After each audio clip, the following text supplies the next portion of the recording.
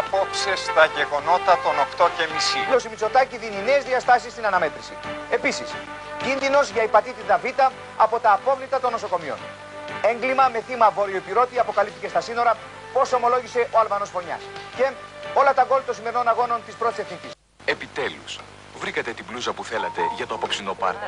Αυτό το κουμπούπι ή αυτός ο Μαϊντανός με τη μούρη του ποντικού. Όταν ο καλλιτέχνης ερμηνεύει ένα έργο, βρίσκεται κάπου αλλού. Δεν βρίσκεται στη γη.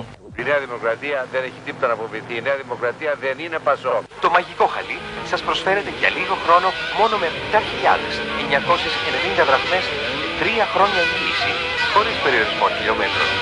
Ο λαός δεν ξεχνά. Σημασία δεν μας δίνει. Κανίβαλοι. Κανίβαλοι.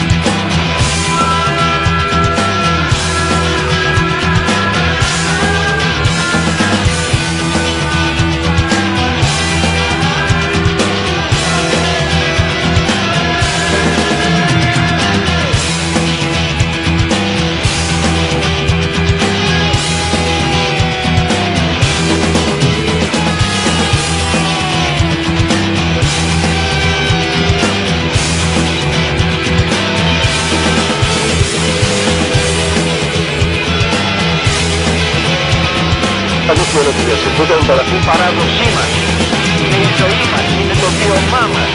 Και τώρα έγινε στάβλος από τους ίδιους τους Αρβανίτες.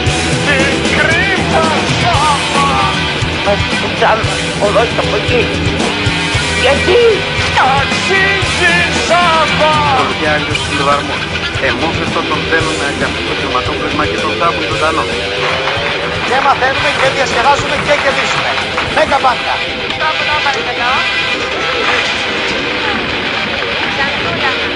Για ύπνο καλή σας τύχη. Μπίνγκο! Κυρίες και κύριοι, αυτά ήταν τα σπουδαιότερα γεγονότα του τελευταίου 24ωρου από την Ελλάδα και το εξωτερικό.